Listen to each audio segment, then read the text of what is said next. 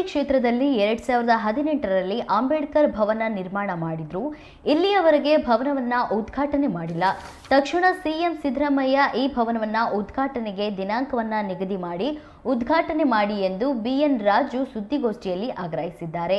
April ಉದ್ಘಾಟನೆ ಮಾಡದಿದ್ರೆ ಸಾರ್ವಜನಿಕರೇ ಉದ್ಘಾಟನೆ ಮಾಡಲಿದ್ದೇವೆ ಎಂದು ಎಚ್ಚರಿಕೆ ನೀಡಿದ್ದಾರೆ. ಭದ್ರಾವತಿ ಕ್ಷೇತ್ರದಲ್ಲಿ 2018ಕ್ಕೆ ಡಾಕ್ಟರ್ BR ಅಂಬೇಡ್ಕರ್ ಭವನವನ್ನು ಪ್ರಾರಂಭ ಮಾಡ್ತಾರೆ. ಪ್ರಾರಂಭ ಮಾಡಿದ ಮೇಲೆ ಆಗಿಂದಾಗ ನಿಲ್ಲುತ್ತದು ಕೆಲಸ. ಪದೇ ಪದೇ ನಮ್ಮ ಹೋರಾಟ ಸಮಿತಿ ನಿರಂತರವಾಗಿ ಹೋರಾಟ ಮಾಡ್ಕೊಂಡು ಬಂದಿದ್ದರಿಂದ ಈಗಾಗಲೇ ಸಂಪೂರ್ಣಗೊಂಡು 2 ವರ್ಷ ಕಳೀತಾ ಇದೆ. 2 ವರ್ಷದಿಂದ ಸಿದ್ಧಗೊಂಡಂಥ ಅಂಬೇಡ್ಕರ್ ಭವನವನ್ನು ಕನಿಷ್ಠ ಉದ್ಘಾಟನೆ ಮಾಡಿ ಸಾರ್ವಜನಿಕರಿಗೆ ಕೊಡದೇ ಇರೋದು ಅಲ್ಲಿನ ವಿದ್ಯಾರ್ಥಿಗಳಿಗೆ, ಸಂಘ ಸಂಸ್ಥೆಗಳಿಗೆ, ಸಾರ್ವಜನಿಕರಿಗೆ ತುಂಬ ತೊಂದರೆ ಆಗ್ತಾ ಇದ್ರು ಕೂಡ ಅನೇಕ ಸಾರಿ ನಾವು ಕೇಳ್ಕೊಂಡಿದ್ದೀವಿ, ಉದ್ಘಾಟನೆ ಮಾಡಿ ಮಾಡಿ ಅಂತೇಳಿ. ಸತ್ಯಾಗ್ರಹಗಳನ್ನು ನಿಮಗೆ ಗೊತ್ತಿದೆ, ಅನೇಕ ಸಾರಿ ಮಾಡಿದ್ದೀವಿ.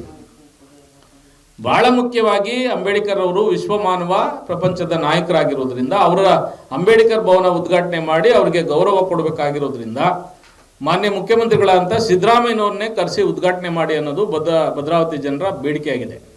ಅದನ್ನ ಅವ್ರನ್ನ ಕರೀಲಿಕ್ಕೆ 2 ವರ್ಷಗಳಿಂದ ಅವರು ಒಂದು ದಿನಾಂಕವನ್ನು ಕೊಡ್ತಾ ಇಲ್ಲ. ಮೊನ್ನೆ ತರೀಕೆರೆ ಶಾಸಕರ ಮದುವೆಗೆ ಬರ್ತಾರೆ, ಭದ್ರಾವತಿ ಮೇಲೆ ಶಿವಮೊಗ್ಗಕ್ಕೆ ಬರ್ತಾರೆ.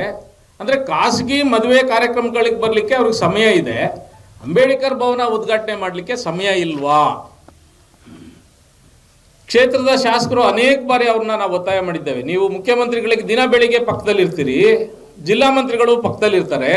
ಇವರಿಬ್ಬರು ಕನಿಷ್ಠ ಸಿದ್ದರಾಮಯ್ಯನವ್ರನ್ನ ಕರೆಸಿ ಆ ಅಂಬೇಡ್ಕರ್ ಭವನ ಉದ್ಘಾಟನೆ ಮಾಡಿ ಅಂಬೇಡ್ಕರ್ ಅವರಿಗೆ ಗೌರವ ಕೊಡಿಸ್ತಾ ಇರೋದು ಕೂಡ ಒಂದು ರೀತಿಯ ಅವಮಾನ ಆಗಿದೆ. ಹಾಗಾಗಿ ಈಗ ನಾವು ಈಗಾಗಲೇ ನಿಮಗೆ ಗೊತ್ತಿದೆ, ಭದ್ರಾವತಿಯಲ್ಲಿ ಸಂತೆ ಮೈದಾನದಲ್ಲಿ ಕೆಲಸಕ್ಕೆ ಬರೋ ಜಾಗದಲ್ಲಿ ಉದ್ಘಾಟನೆ ಮಾಡಿದ್ರು ಸಂಗಮೇಶ್ ಅವರು. ಅದನ್ನು ಕೂಡ ನಾವು ವಿರೋಧ ಮಾಡಿದ್ವಿ ಹಿಂದೆ. ಅದಾದಮೇಲೆ ಅಪ್ಪಾಜಿಯವರು MLA ಆದರು, ಅವರು ಕೂಡ ಸ್ಮಶಾನದ ಜಾಗದಲ್ಲಿ ಉದ್ಘಾಟನೆ ಮಾಡಕ್ಕೆ ಬಂದರು, ಅದನ್ನು ವಿರೋಧ ಮಾಡಿದ್ವಿ. ಈಗ ಕೇಂದ್ರ ಭಾಗವಂತ ಕನಕ ಮಂಟಪ ಮುಂದೆ ತುಂಬ ಚೆನ್ನಾಗಿದೆ, ತುಂಬ ವಿಶಾಲವಾಗಿದೆ, ದೊಡ್ಡ ಅಂಬೇಡ್ಕರ್ ಭವನ. ಸುಮಾರು 8 ಕೋಟಿ ರೂಪಾಯಿ ಆಗಿದೆ ಈಗಾಗಲೇ. ಊಟದ ಹಾಲಿಗೆ 2 ಕೋಟಿ ಬೇಕಾಗಿದೆ, ಅದನ್ನು ನಾವು ಕೇಳ್ತಾ ಇದ್ದೀವಿ. ನಮ್ಮ ಉದ್ದೇಶ ಇಷ್ಟೇ, ಭದ್ರಾವತಿಯ ವಿದ್ಯಾರ್ಥಿಗಳಿಗೆ ಸಾಂಸ್ಕೃತಿಕ ಮಾಡಲಿಕ್ಕೆ ಅದು ತುಂಬ ಅದ್ಭುತವಾಗಿದೆ. ಜೊತೆಯಲ್ಲಿ ಎಲ್ಲ ಸಂಘ ಸಂಸ್ಥೆ ಸರ್ಕಾರಿ ಕಾರ್ಯಕ್ರಮ ಮಾಡಲಿಕ್ಕೆ ತುಂಬ ಚೆನ್ನಾಗಿದೆ. ಇದನ್ನು ಉದ್ಘಾಟನೆ ಮಾಡಿದ್ರೆ ಕೆಲವು ಏನು ಖಾಸಗಿ ಭವನಗಳು ಅಥವಾ ಮದುವೆ ಛತ್ರಗಳು ಬಿದ್ದೋಗುತ್ತೆ ಅನ್ನೋ ಕಾರಣಕ್ಕೆ ದುರುದ್ದೇಶದಿಂದ ಇದನ್ನ ಉದ್ಘಾಟನೆ ಮಾಡ್ತಾ ಇಲ್ಲ.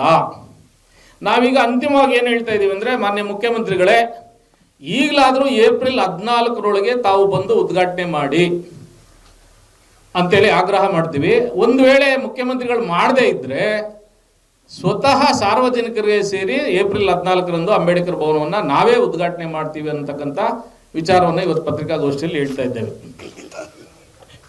ಈಗ ನಾವು ಉದ್ಘಾಟನೆ ಮಾಡ್ಬೇಕನ್ನೋ ದುರುದ್ದೇಶ ಇಲ್ಲ.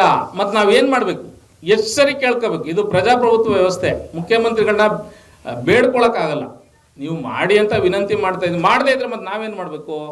ಈ ಸ್ಟೇಟ್ಮೆಂಟ್ ಕೊಟ್ಟಾದ್ರೂ ಮೇಲಾದರೂ ನೀವು ಬರ್ತೀರಾ ಅಂತ ಪತ್ರಿಕೆಯವರು ಸ್ವಲ್ಪ ಅವ್ರಿಗೆ ಚುರುಕು ಮುಟ್ಟಿಸಿದ್ರೆ ಅವ್ರು ಖಂಡಿತ ಬರ್ತಾರೆ.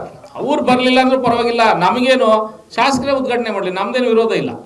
ನಮಗೆ ಜನಕ್ಕೆ ಬೇಕಷ್ಟೇ, ಮುಖ್ಯಮಂತ್ರಿನೇ ಮಾಡಬೇಕು ಅನ್ನೋ ದುರುದ್ದೇಶ ಏನಿಲ್ಲ. ನೀವು ಮಾಡಲಿಲ್ಲ ಅಂದ್ರೂ ಯಾರೋ ಒಬ್ಬ ನಗರಸಭಾ ಸದಸ್ಯ ಬಂದು ಉದ್ಘಾಟನೆ ಮಾಡಲಿ, ನಾವೇನು ಬೇಡನಲ್ಲ. ಬಟ್ ಜನರಿಗೂ ಎಷ್ಟು ಅಸಹ್ಯ ಆಗಿದೆ ಅಂದರೆ, ಸರ್ ನೀವು ಕನಕ ಮಂಟಪದ ಬಂದರೆ ಯಾಕಿದ್ ನಿಂತಿದೆ, ಯಾಕಂದರೆ ಹೋರಾಟದಿಂದ ಬಂದಿರೋದು. ಅದು ಸುಲಭದ ಅಂಬೇಡ್ಕರ್ ಭವನ ಆಗಿಲ್ಲ. ಅದು ಒಂದು ವೇಳೆ ಉದ್ಘಾಟನೆ ಅಂದರೆ 5 ರಿಂದ 6 ಸಾವಿರ ಫಿಕ್ಸ್ ಆಗುತ್ತೆ ಸರ್. ಬೇರೆ ಕಡೆ ಹೋದರೆ 50,000 60,000 ನಾವು ಕಟ್ಟಬೇಕು ಒಂದು ಕಾರ್ಯಕ್ರಮಕ್ಕೆ. ಇಲ್ಲಿ 5,000 6,000. ಅದೀಗ ಕಾರ್ಮಿಕ ಭವನ ಆಗಿದೆ ಭದ್ರಾವತಿಲಿ. ಎಲ್ಲ ಮದುವೆಗಳು ಕೂಡ ಅಲ್ಲಿ ನಡೀತಾ ಇದೆ, ತುಂಬ ಸುಂದರವಾಗಿದೆ, ಕಡಿಮೆ ವೆಚ್ಚದಲ್ಲಿದೆ, ಕಡಿಮೆ ಬಡವರಿಗೆ ಕಡಿಮೆ ಸಿಗುತ್ತೆ. ಈಗ ಅಂಬೇಡ್ಕರ್ ಭವನ ಆದರೂ ಕೂಡ 50,000 ಕಟ್ಟೋ ಜಾಗದಲ್ಲಿ 5,000 ಕಟ್ಟಿದ್ರೆ ಸಿಗುತ್ತೆ. ಅದಕ್ಕಾಗಿ ಅಂಬೇಡ್ಕರ್ ಭವನ ಬೇಗ ಮಾಡಿ ಬಡವರಿಗೆ, ಕೂಲಿ ಕಾರ್ಮಿಕರಿಗೆ ಒಳ್ಳೇದು ಮಾಡಿ